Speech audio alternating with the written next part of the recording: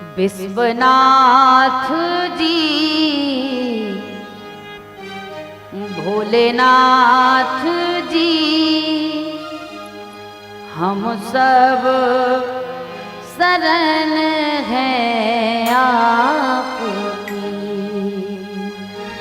हम सभी निरंतर जो प्रांगण में बैठकर भगवान की पावन कथा को श्रवण कर रहे हैं, भगवान के शरणागत हैं, भगवान की शरण में हैं, तो सभी लोग दोनों हाथ ऊपर उठाकर तालियों की सेवा करते हुए गाएंगे।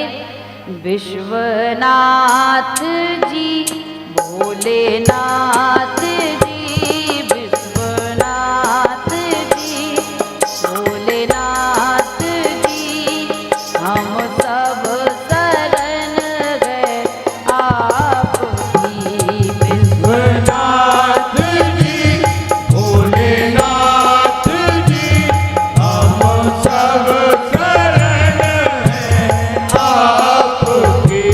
विश्वनाथ जी, भोलेनाथ जी, हम सब शरण हैं आपकी। विश्वनाथ जी, भोलेनाथ जी, हम सब शरण हैं आपकी। भोलेनाथ जी, शंभुनाथ जी, हम सब शरण हैं आपकी। भोलेनाथ जी, शंभुनाथ जी, हम सब शरण हैं आपकी।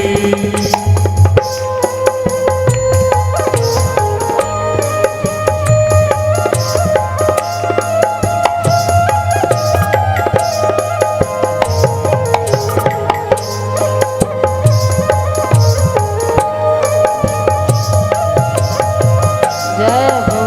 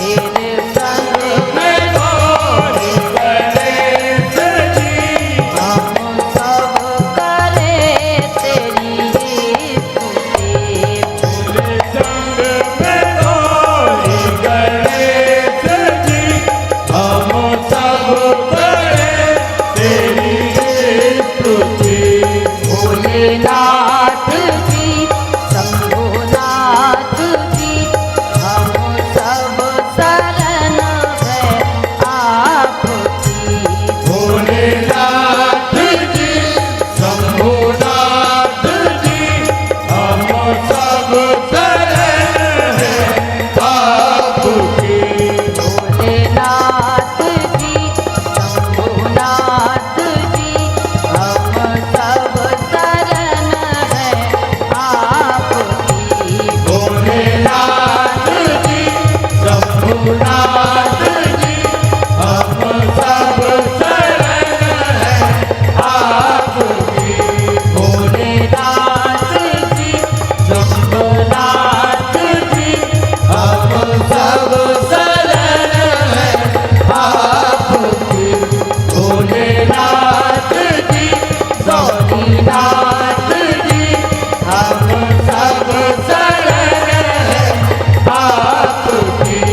हम सब शरण है आपकी। हम सब शरण है आपकी। हम सब शरण है आपकी। भोलेनाथ जी शंभुनाथ जी हम सब शरण है आपकी। बोलिए भोलेनाथ भगवान की। देखिए सौभाग्यशाली हैं आप हम सभी जो कि शिव महापुराण सत्संग के आज पंचम दिवस, पंचमी है ना, छठवा तो नहीं है, पंचमी है। पंचम दिवस की गंगा में परम पिता परमात्मा के परम पवित्र पावन चरित्रों को आप हम सभी श्रवण कर रहे हैं। ये निश्चित ही हम पर भगवान की कृपा है और सौभाग्यशाली हैं हम सभी। ये सत्संग मिला, लेकिन परम सौभाग्यशाली हैं हम इसलिए कि हमें ये मानव तन मिला। क्यों? ये मानव तन जो सहजता और सुलभता से हमें प्राप्त हुआ है, इस मानव तन के लिए तो बड़े बड़े देवता भी तरसते हैं। इस मानव तन के लिए शास्त्रों में कहा गया है दुर्लभो मानसो देही देही नाम क्षण भंगुरा। शास्त्रों में गोस्वामी बाबा तुलसीदास जी महाराज भी लिखते हैं, कहते हैं बड़े भाग मानुष तन पावा।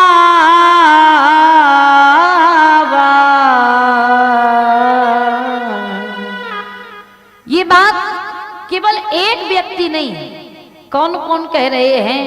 सुर दुर्लभ साव ग्रंथन गावा।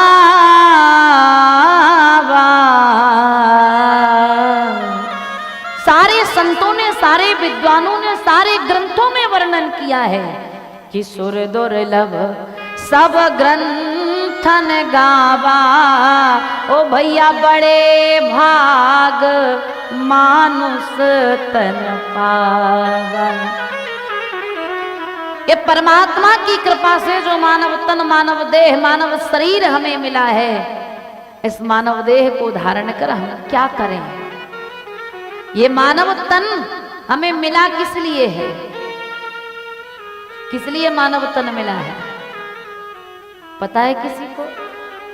कोई कहेगा बढ़िया बढ़िया पकवान खाने के लिए मानव तन मिला है ना। कोई कहेगा बढ़िया जिंदगी के आनंद लेने के लिए ये मानव तन मिला है। कोई कहेगा धन जोड़ने के लिए मानव तन मिला है। लेकिन ये सब चीजों के लिए मानव तन नहीं मिला। मानव तन मिला है भगवान के भजन के लिए। इसलिए जीवन में जितना हो सके भजन करो, भक्ति करो, धर्म करो, सत्कर्म करो, दान पुण्य करो, इसी में हमारा जीवन सार्थक होगा। क्योंकि मानव तन को हमने पाया और मानव तन को पाकर अगर धर्म कर्म सत्कर्म नहीं किया तो कहते हैं ये मानव तन पाना बेकार गया। और मानव तन पाना जो बेकार गया, जब हम इस संसार से विदा होंगे, परमात्मा के पास जाएंगे, भगवान के सामने खड़े होंगे, तब हमसे पूछा जाएगा तुमने संसार में क्या किया, तो क्या उत्तर दोगे? क्या किया? धन कमाया। यहां धन कितना ही जोड़ जाओ, वहां कुछ काम आने वाला नहीं है। आप कहोगे परिवार की व्यवस्था देखी, तो परिवार केवल यहाँ का साथी है, वहां तुम्हारा परिवार तुम्हारे साथ नहीं जाएगा। रुपया पैसा गाड़ी बंगला महल मकान दुकान आप जो भी बताओ, ये केवल यहाँ के साथी हैं। परमात्मा के यहाँ कुछ साथ जाने वाला नहीं, और जाएगा तो क्या जाएगा? हमारे द्वारा या हमने जीवन में जो कमाया, भगवान के नाम का धर्म, सत्कर्मों का धर्म, पुण्य कर्मों का धर्म, क्योंकि जीवन का ठिकाना नहीं है कब समाप्त हो जाए। संत वही कहते हैं, खबर ना या जग में पल की, खबर ना या जग में पल की। और कर क्या रहे हो कि कोड़ी कोड़ी माया जोड़ी, कर कर बाता छल की। कोड़ी कोड़ी माया जोड़ी, कर कर बाता छल की। लेकिन बिन भगवान और नहीं दूजा, बिन भगवान और नहीं दूजा, आशा रघुवर की रे, खबर ना या जग में पल की। इसलिए जितना भी अधिक हो सके भगवान का भजन करो, भक्ति करो, सत्संग करो, नाम जपो। यही इस जीवन की सार्थकता है, यही इस जीवन का सार है। जितना अधिक हो सके भजन भक्ति करो। और परम सौभाग्यशाली हैं आप हम सभी, जो विगत 5 दिवसों से भगवान शिव के पावन चरित्रों को आप हम सभी श्रवण कर रहे हैं। और कल की सभा में आप हम सभी ने श्रवण किया। अच्छा, कल कौन कौन सी कथाएं हुई? भैया लोगों में किसी को पता हो तो भैया लोग बताएं, और माताओं में पता हो तो माताएं बताएं। हाँ, एक माता जी बता रही हैं संध्या देवी, संध्याओं को 2 भाग में विभाजित किया। और हाँ, सती माता की कथा, और शिव विवाह, वो तो कहने ही मत, वो तो सबको ही पता होगा, है ना। खूब नाच गा लिए, आनंद आ गया तो शिव विवाह तो सबको पता ही रहेगा। और इधर भैया लोगों को कहा, ऐसे ही बहन जी हम तो आपसे 1 किलोमीटर दूर बैठते हैं, तो कहो तो रोड पर पहुंच जाएं कल से।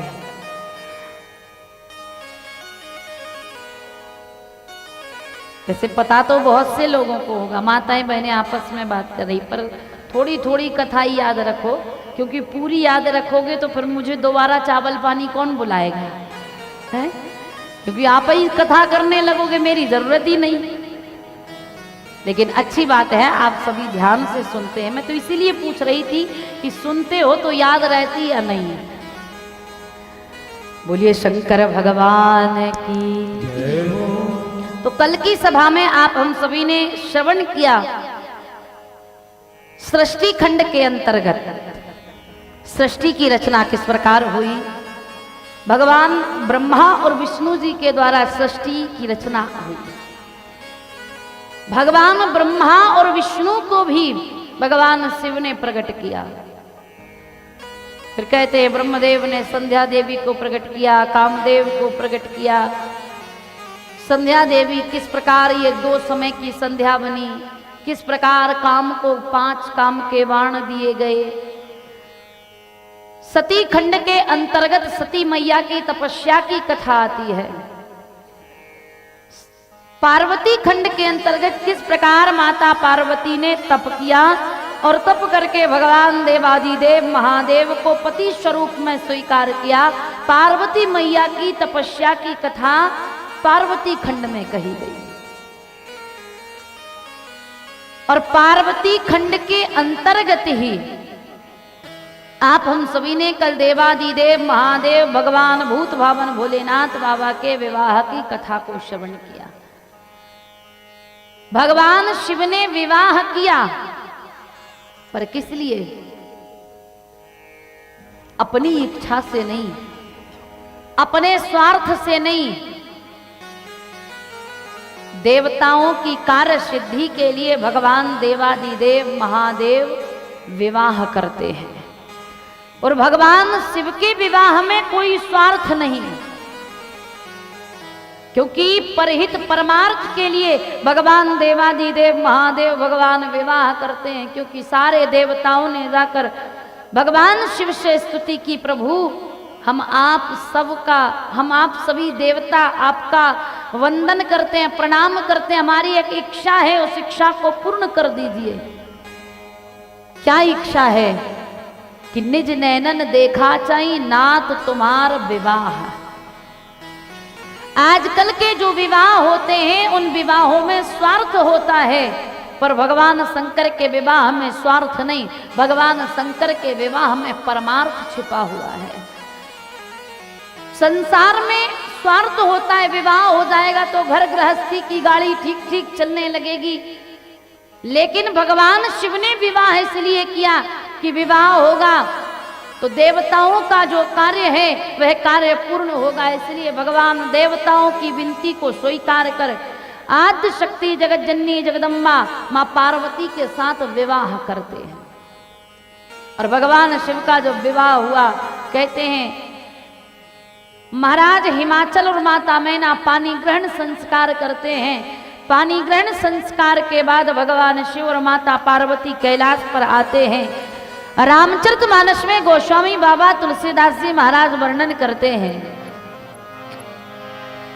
जब शंभू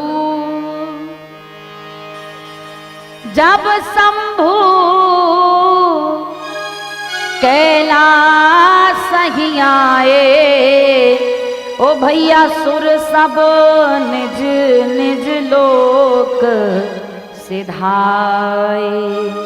कैलाश पर आए भगवान शिव, और भगवान शिव जब कैलाश पर आए तो कहते हैं सारे देवता अपने अपने स्थान को प्रस्थान किए। पानी ग्रहण जब कीन महेशा, पानी ग्रहण जब कीन महेशा, तो ही ये घर से सब सकल सुरेशा, ही घर से। पानी ग्रहण संस्कार हुआ, भोले बाबा का विवाह हुआ। विवाह के पश्चात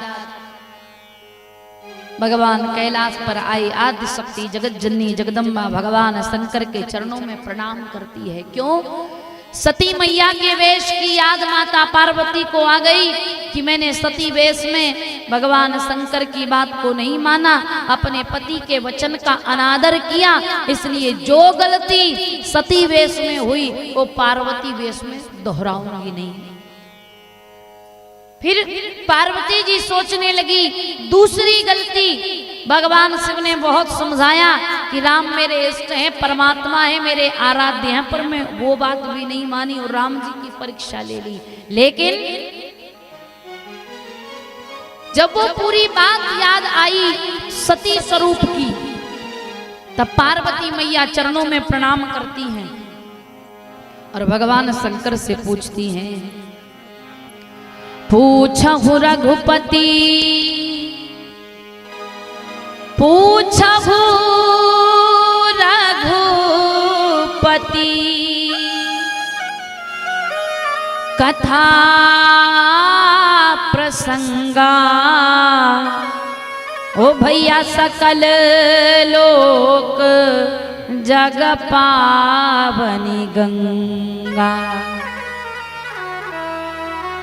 राम कवन मुनि पूछहु तो ही राम कवन मुनि पूछहु तो ही कहिए बुझाए कृपा निधि मोहि कहिए बुझाए।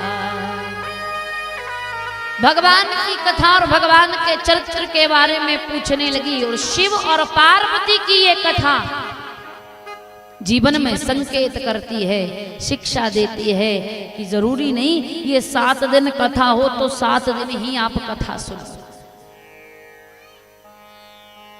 चाहे भागवत की कथा हो, चाहे राम कथा हो, चाहे शिव की कथा हो, चाहे नर्मदा पुराण की कथा, ऐसा नहीं कि 7 दिन बस चली तो 7 दिन सुन लिए। जीवन में कथा निरंतर चलते रहना चाहिए। कथा कभी विराम नहीं होती। और जो सच्चे भक्त होते हैं ना, उनका हृदय, उनका भाव कथा से कभी भरता ही नहीं उनका मन। क्योंकि जो लोग कहते हैं ना क्या भगवान की कथा बार बार सुनना है, वही राम, वही रावण, वही कृष्ण, वही कंस, वही सब कथाएं हैं, जो ऐसा कहते हैं वह इस कथा के मर्म को, कथा के रस को, कथा के भेद को नहीं जानते हैं। लेकिन जो कथा के उत्सुक होते हैं, जो भक्त होते हैं, जिन्हें भगवान के चरणों में प्रेम होता है, वो उनके जीवन में कथा निरंतर चलती रहती है। क्योंकि देखिए दादाजी जो पूजन कर रहे हैं, ये लगभग यहाँ से 70-80 किलोमीटर दूर गाडरवाड़ा के पास से आए हैं।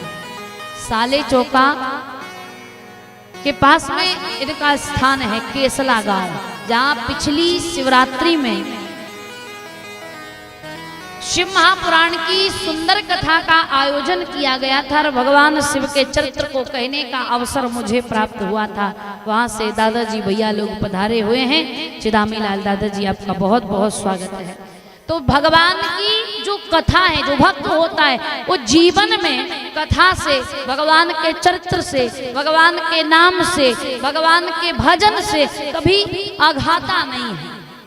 क्योंकि जो कह देना ये कथा क्या बार बार सुनना, तो कथा के मर्म को, भेद को नहीं जानते। क्योंकि संतों ने कहा है जिन हरि कथा सुनी नहीं काना, श्रवण रंध आही भवन समाना।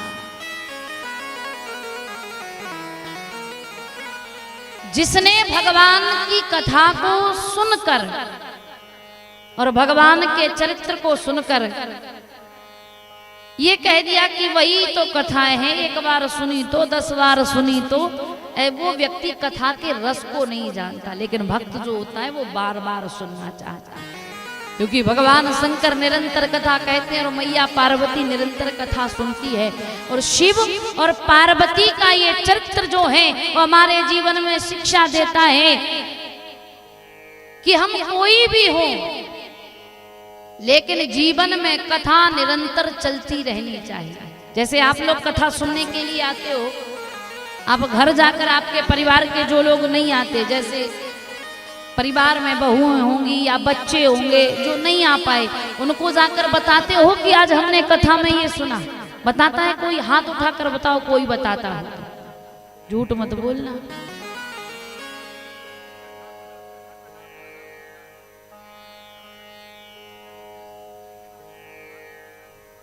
सुनाता है कोई? एक दो लोग हैं, एक दो लोग जो सुनाते हैं, और बाकी बहन जी हम तो यहीं की कथा यहीं भूल जाते हैं, सब यहीं सुनने आते हैं। अच्छी बात है, सब सुनने आते हैं, पर जो हम कथा में सुने वो घर जाकर हम परिवार के लोगों को सुनाएं, या सब आए हैं तो सब बैठकर भी बात करें कि आज हमने कथा में ये सुना, आज कथा में ये बताया, जीवन में ये करना चाहिए, ये नहीं करना चाहिए, ये भी एक कथा है। और कथा सुनने का जितना लाभ यहाँ है उतना ही लाभ जो कथा आपने सुनी उस कथा को पूरी 3 घंटे की ना सुना पाओ, पर कथा का सार, कथा की 1-2 बातें अगर आप अपने परिवार को, अपने मित्रों को, अपने संबंधियों को बताओ कि आज हमने कथा में ये सुना, हमें ये करना चाहिए और ये नहीं करना चाहिए, तो उसका भी उतना ही महत्व है। क्योंकि देखिए भगवान की कथा में, भगवान के चरित्र में या भगवान में हमारा विश्वास हो जाए, श्रद्धा हो जाए, तो भगवान का नाम, भगवान का चरित्र, भगवान की कथा या भगवान की भक्ति जीवन में सदैव लाभकारी और पुण्यदायिनी होती है। और ये बात केवल मैं बनावटी नहीं बोल रही हूँ, वास्तविकता में मैंने अपने जीवन काल में कई प्रमाण देखे हैं। और जो दादाजी अभी आकर पूजन कर रहे थे, केसला से आए हुए हैं, आपके यहाँ जो शिव महापुराण की कथा हुई, आपके यहाँ जो चमत्कार हुआ भोले बाबा का, बेटे का बेटा, नाती का बेटा, 2 वर्ष की जिसकी अवस्था थी और स्वास्थ्य इतना खराब कि पूरे परिवार के लोगों ने जितना बच्चे का वजन नहीं उतने पैसों में तौल दिया, और भारत की ऐसी कोई हॉस्पिटल नहीं या डॉक्टर नहीं जहां लेकर नहीं गए। लेकिन भगवान शिव की कृपा देखिए, जब शिव महापुराण की कथा इनके यहाँ पर हुई तो कथा के 7वें दिन से बच्चा चलना और बोलना प्रारंभ कर दिया। और आज भी मेरे पास फोन आता रहता है, बात होती है, सबसे पहला शब्द बोला है उसने बुआ, मुझे बुआ बोलता है। तो ये भगवान शिव की कृपा है। विश्वास अगर रख लो, जीवन में कोई कार्य असंभव नहीं, लेकिन भगवान में श्रद्धा हो, विश्वास। ये कथा जीवन में लाभकारी कब होती? क्योंकि भगवान शिव और पार्वती श्रद्धा और विश्वास के रूप हैं, और बार बार संत विद्वान और ये शास्त्र हमें बताते हैं कि श्रद्धा होगी, विश्वास होगा तो जीवन में कोई भी कार्य ऐसा नहीं जो नहीं हो सकता। क्योंकि मैंने कल वाल्मीकि जी महाराज की कथा सुनाई थी, वो वाल्मीकि जी महाराज की पूरी कथा, पूरे चरित्र का सार क्या था? वाल्मीकि के जाप से निकला ये परिणाम, बस श्रद्धा होनी चाहिए, फिर मरा कहो या राम। श्रद्धा विश्वास हो। इसलिए जीवन में हम 7 दिन तक जो भक्ति में वातावरण है इसमें रह रहे हैं, अच्छी बात है। 7 दिन तक कथा सुन रहे हैं, अच्छी बात है। भक्ति पूजा भजन करते हैं, ये भी बहुत अच्छी बात है। लेकिन ये नहीं कि 7 दिन कथा सुने और बस फुर्सत 1 साल के लिए रिचार्ज हो जाए। अरे मोबाइल होता है ना, तो उसको भी चलाने के लिए समय समय पर उसको रिचार्ज करना पड़ता है और चार्ज करना पड़ता है। ऐसे ही ये जीवन है, ऐसे भगवान के भजन से रिचार्ज और चार्ज करते रहिए तो ये चलता रहेगा, नहीं तो बेकार हो जाएगा, बस केवल एक डिब्बा रह जाएगा, मिट्टी का शरीर मिट्टी में मिल जाएगा। तो कथा जीवन में चलती रहे। अब आप जैसे जो माताएं बहनें हैं घर जाएंगी, आपके परिवार के जो बच्चे या आपके पति या जो भी बहू बेटा जो नहीं आए उन्हें जाकर सुनाइए, आज हमने कथा में ये सुना। भैया लोग हैं, आप घर जाइए, आपके परिवार के जो लोग नहीं आए आप उन्हें सुनाइए, आज कथा में ये बताया गया, ये कार्य ऐसे से ऐसा, ये कथा ऐसी से ऐसी। और कोई ना बताए तो हमें पूछ लेना चाहिए, क्योंकि माता पार्वती ने भी तो पूछा, पूछो रघुपति कथा प्रसंगा, सकल लोक जग पावनी गंगा। पार्वती मैया भोले बाबा से कथा पूछ रही है। अच्छा, इतनी माताएं बैठी हुई हैं, आप बताओ कभी आपने अपने पतियों से पूछी कि आप कथा में गए, आपने कथा में क्या सुना, हमें सुनाओ? पूछा किसी ने? पूछा हो तो ऐसे करो, नहीं पूछा तो ऐसे करो। पूछा नहीं पूछा, लेकिन अब पूछिए। लेकिन देखिए समय देखकर पूछिए, क्योंकि कभी कभी गड़बड़ी भी हो जाती है। पता चले रात के समय भैया जी पौआ लगा कर आए और तुम कहो कथा सुनाओ, कथा नहीं पर तो व्यथा सुनाएंगे, है ना। फिर बाद में मुझे दोष देना कि बहन जी ने ये कथा सुनने के लिए कहा था हमसे। वैसे तो ये सब व्यसनों से हमें दूर रहना चाहिए, और सनातन धर्म को मानने वाले हैं तो वैसे सब भक्ति में डूबे हुए हैं, तो वैसे तो सब दूर होंगे ही। लेकिन माता पार्वती पूछ रही है, शंकर जी कथा सुना रहे हैं, हम भी कथा को सुने और सुनाए। भगवान शंकर और मां पार्वती बैठे हुए हैं, सारे देवता आकर स्तुति करने लगे, प्रभु जिस कारण से आपका विवाह हुआ, अब उस कार्य को आप पूर्ण कर दीजिए। सभी देवताओं ने भगवान शंकर की स्तुति की। नमो कारण कारणाय, हे प्रभु जिस कार्य के कारण हमने आपसे विवाह की विनती की, उस कार्य को पूर्ण कर दो। सारे देवता स्तुति कर रहे हैं। नमो नमः कारण कारणाय, दिव्यामृत ज्ञान विभूतिदाय, समस्त लोकांतर भूतिदाया, प्रकाश रूपाय परात्परा। हे भोले बाबा, हमारा वो कार्य जो तारकासुर से परेशान होकर हमने आपका विवाह कराना चाहा, क्योंकि एक तारकासुर नाम का दैत्य हुआ, और तारकासुर नामक दैत्य ने भगवान शंकर को प्रसन्न करने के लिए या अमरता के लिए घोर तप किया। इतना कठोर तप किया, इतना कठोर तप किया कि स्वयं भगवान उसकी भक्ति से प्रसन्न हो गए, और प्रसन्न होकर भगवान ने कहा कि वरदान मांगो, क्या मांगना चाहते हो।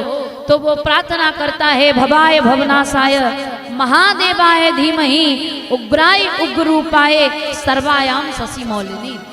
हे प्रभु, हे आशुतोष भगवान, हे ब्रह्मदेव, मैं जो भक्ति कर रहा था, मैंने जो तपस्या की, इस तपस्या का कारण है। ब्रह्मा जी ने पूछा कारण क्या है। वो तारकासुर कहता है, ब्रह्मा जी मैं वरदान चाहता हूं। ब्रह्मा जी ने कहा वरदान मांगो, क्या मांगना चाहते हो।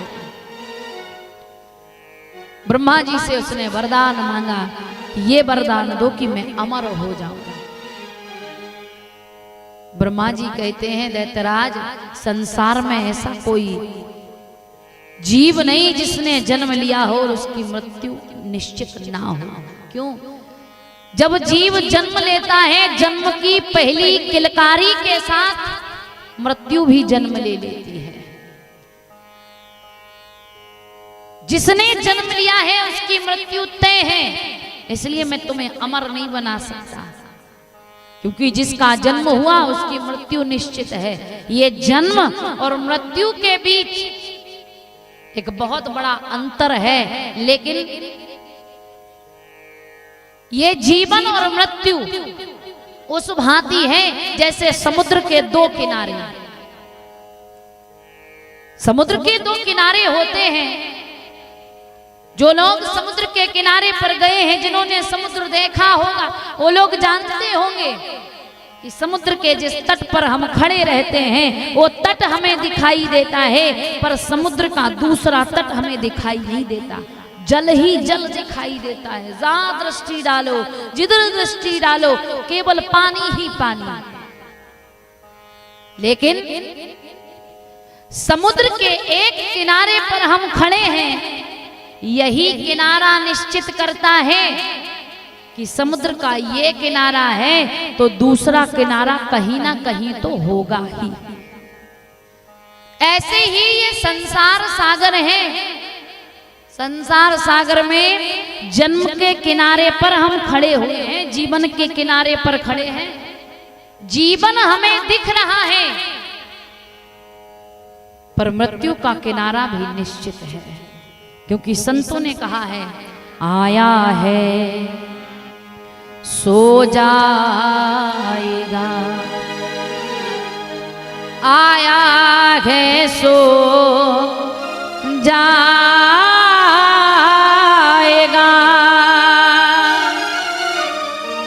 ओ भैया राजा रंक फकीर, कोई सिंहासन चढ़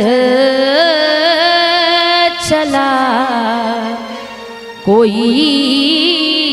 बंधा जंजीर। जय श्री राधे राधे।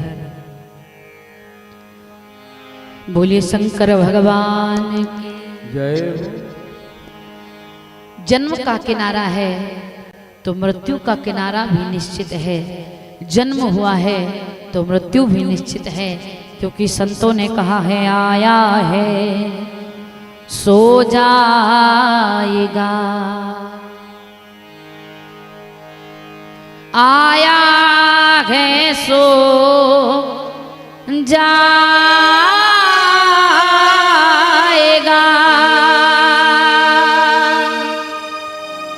ओ भैया राजा रंक फकीर,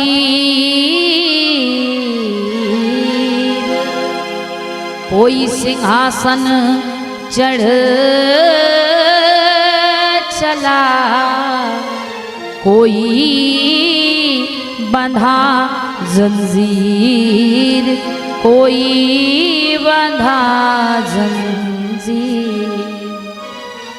जो इस संसार में आया है उसे एक ना एक दिन जाना ही पड़ेगा।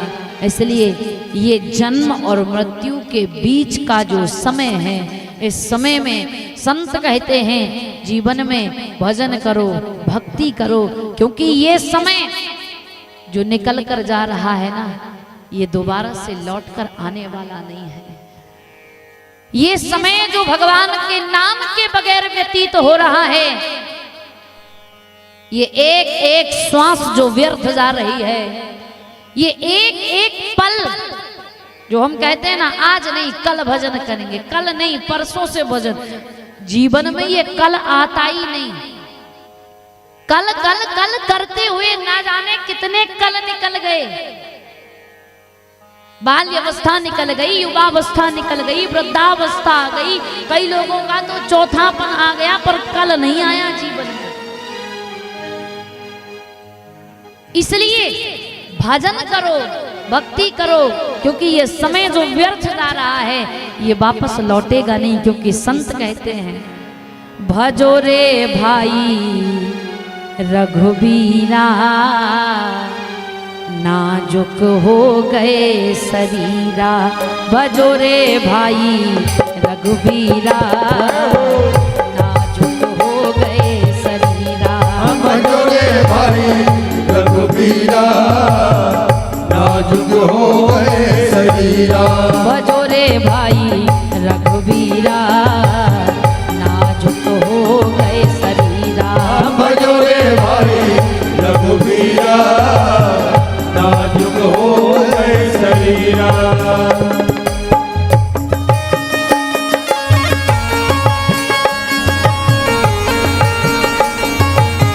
जय हो।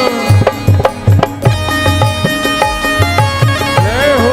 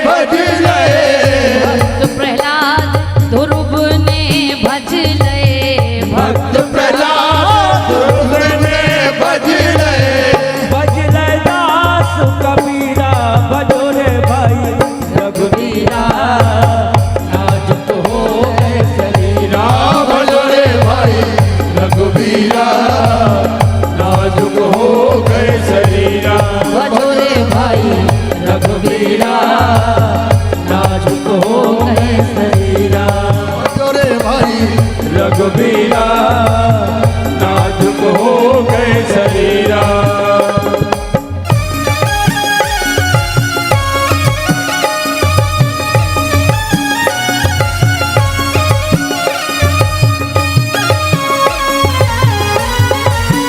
बोले शंकर भगवान की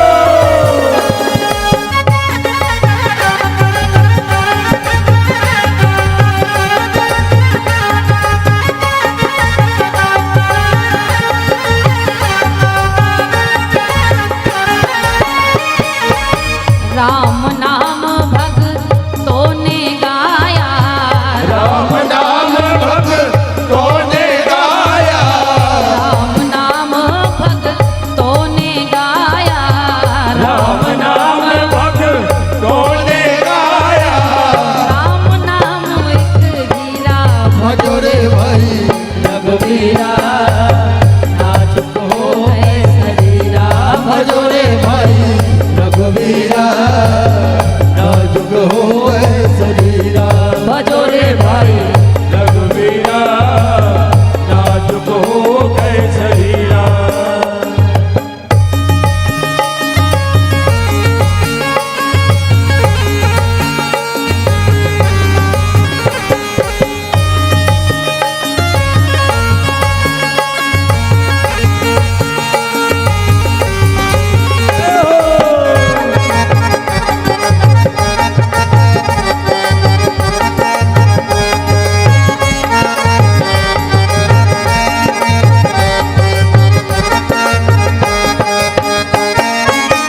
तुलसीदास भजो हरि बेहद तुलसीदास भजो हरि तुलसीदास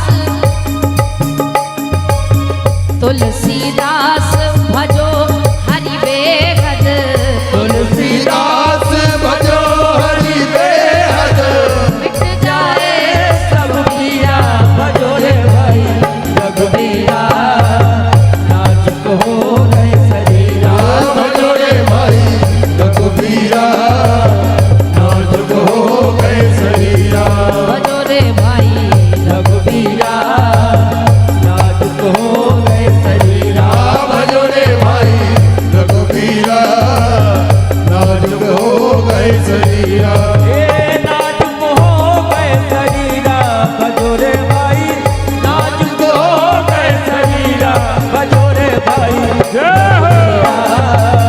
नाजुक हो गए शरीरा भजो रे भाई रघुवीरा नाजुक हो गए शरीरा भजो रे भाई रघुवीरा नाजुक हो गए रघुवीरा भजो रे भाई रघुवीरा नाजुक हो गए शरीरा रमैया की बलिहारी करके लो तार सारे मैया की बलिहारी करके दो तार सारे समैया की बलिहारी करके दो तार साए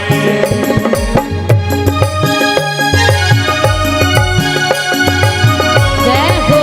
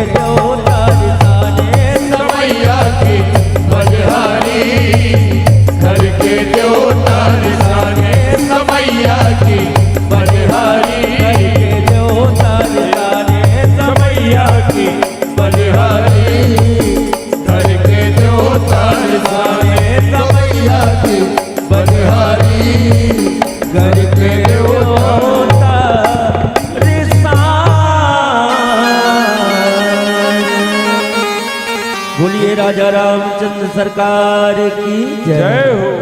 तो जीवन में जो समय मिला है, इस समय में जितना अधिक हो सके भगवान का भजन करो, भक्ति करो। भगवान ने सुख दिया है, भगवान का भजन करते रहो। क्यों? क्योंकि संसार का तो नियम है, दुख में सुमिरन सब करे, सुख में करे ना कोई, और जो सुख में सुमिरन करे तो दुख काहे को होई। इसलिए हर स्थिति में भगवान ने ये सुंदर समय दिया है, भगवान का भजन करते रहो। जरूरी नहीं कि भगवान के भजन के लिए भी हम समय का इंतजार करें। ये समय जो मिला है इसे व्यर्थ ना गवाएं, भजन करें। माताएं पहले तो शांति बनाए रखेंगी। मैं 3 घंटे लगातार बोलती हूँ, मुझे पानी पीने की आवश्यकता नहीं पड़ती, और तुम बैठे बैठे सुनते सुनते तुम्हें प्यास लग जाती है।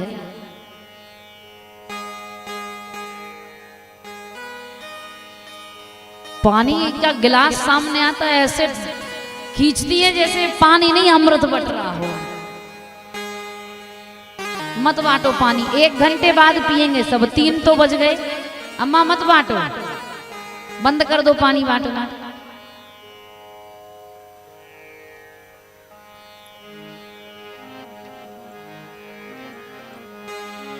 बोलिए गौरी शंकर भगवान की। सारे देवता भगवान शंकर से स्तुति करते हैं, प्रभु जिस कार्य से आपका विवाह हुआ है अब आप उस कार्य को पूर्ण कर दीजिए। तो तारकासुर नामक दैत्य जो है, अतसा तारको दैत्यो महाबल पराक्रम, ये बहुत बलवान है, वीर है, और घोर तप किया। ब्रह्मा जी से वरदान मांगा, अमर होने का वरदान दे दो। ब्रह्मा जी बोले अमर होने का वरदान तो नहीं दे सकता, तो ये वरदान दे दो कि विश्व विजयी हो जाऊं। भगवान ब्रह्मा जी बोले ये भी असंभव, क्योंकि शेर को सवा शेर मिल ही जाता है। जरूरी नहीं कि हर युद्ध में तुम ही जीतो, ये भी संभव नहीं है।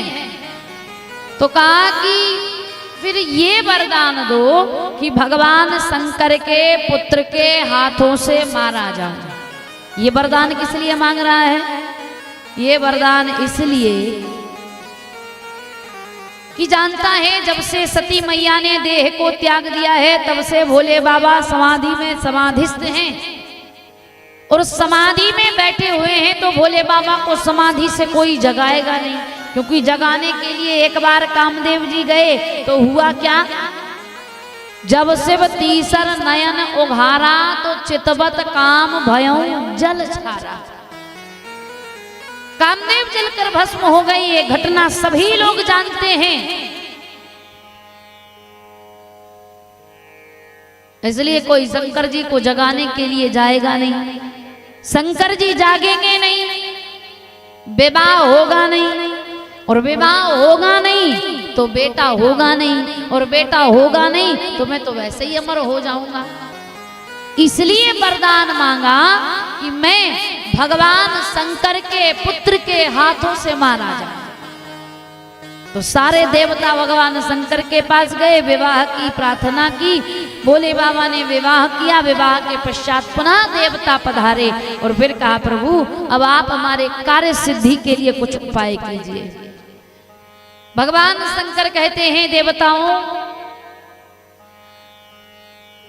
मैं तुम्हारी कार्य सिद्धि के लिए कार्य करूंगा, लेकिन मेरे तेज को धारण कौन करेगा? तब सारे देवताओं ने भगवान अग्निदेव को आगे किया, क्योंकि भगवान शंकर का जो तेज है वो अग्नि के समान, और अग्नि क्या है? अग्नि भी अग्नि है। तो भगवान शंकर के तेज को धारण करने के लिए अग्नि भगवान आगे आए, और अग्नि भगवान ने कबूतर का रूप धारण कर उस तेज को धारण किया। लेकिन ऐसा भगवान शंकर का तेज कि अग्नि भगवान भी पहाड़ में जाकर भ्रमण कर दिए।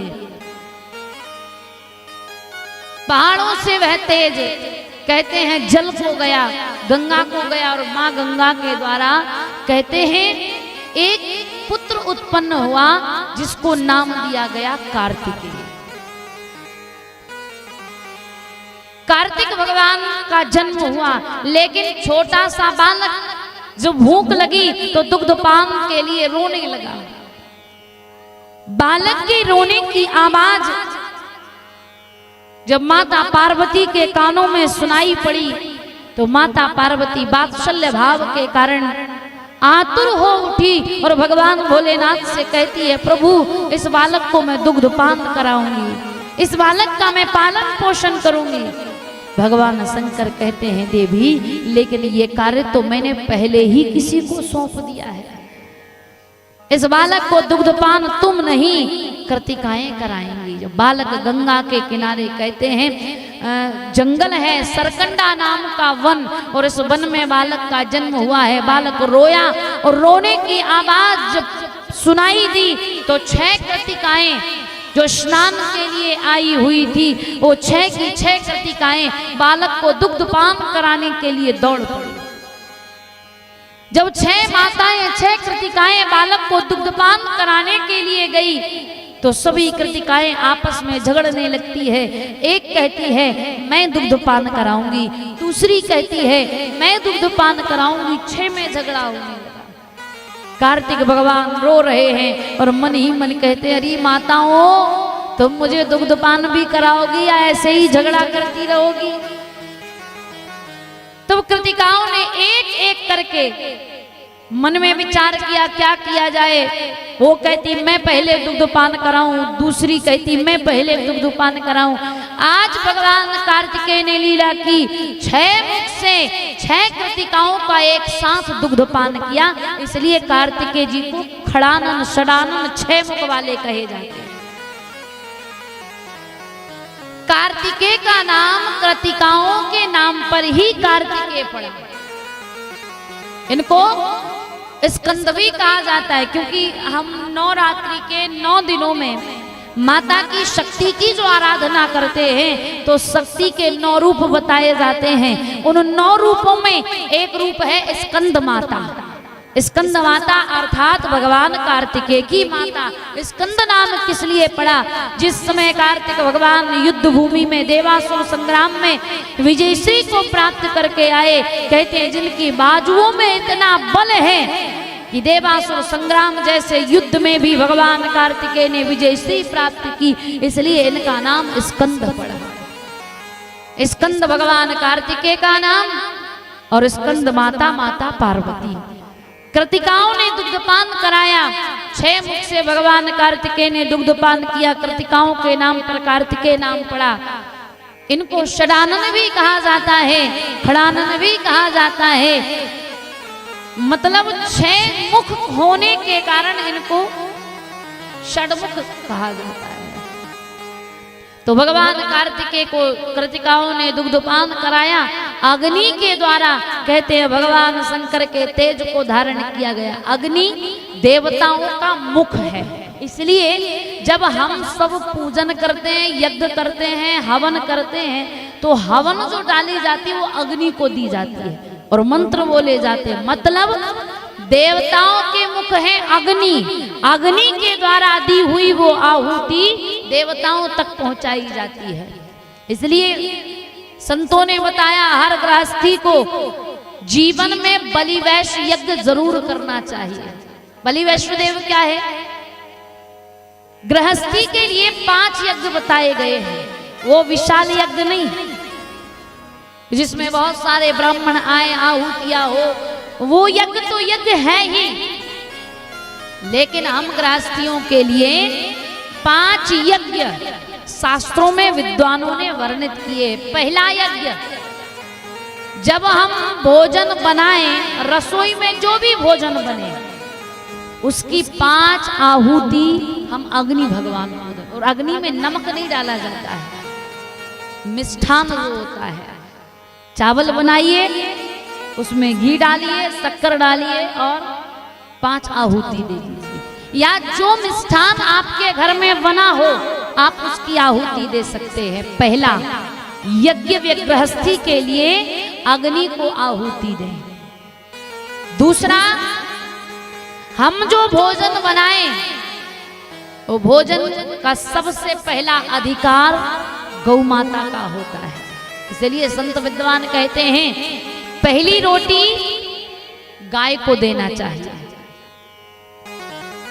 आखिरी रोटी तीसरा यज्ञ जो भैरव का रूप है कुत्ता, तीसरी रोटी हम उसे प्रदान करें। तीसरा यज्ञ, पहली रोटी गाय की और आखिरी रोटी, क्योंकि सबका हिस्सा जुड़ा हुआ रहता है। हम गृहस्थी हैं, हम जीव हैं और हमसे हर जीव जुड़ा हुआ है। पर हम लोग करते क्या है, रसोई में माताएं बहनें कभी कभी काम काज में जब लेट हो जाती है, जल्दी जल्दी भोजन बनाएंगी, पतिदेव को जाना है काम पर, कोई ऑफिस जाएगा, कोई दुकान पर जाएगा, कोई खेत पर जाएगा, कोई कहीं, तो जल्दी जल्दी रोटी बनाएंगी। रोटी बनाई, पहली रोटी पति की थाली में परोस दी। जो गौ माता का हक था, जिस पर गौ माता का अधिकार था, वो पति को दे दिया। और पति ने जब उस गौ माता के भाग को खाया तो उसकी बुद्धि, उसके विचार, उसका व्यवहार सब कैसे हो गए, गौ माता जैसे। कुछ भी कह लो बेचारा गौ माता जैसे सुनते रहता है ना। और आखिरी रोटी किसकी है? और होता क्या है, जब माताएं बहनें रोटी बनाते बनाते पता चले दोपहर के 2 बज गए, अब भूख लगी बहुत जोर से, तो जल्दी जल्दी रोटी बनाए, हाथ धोकर, कई तो हाथ भी नहीं धोती हैं और खाने बैठ जाती है।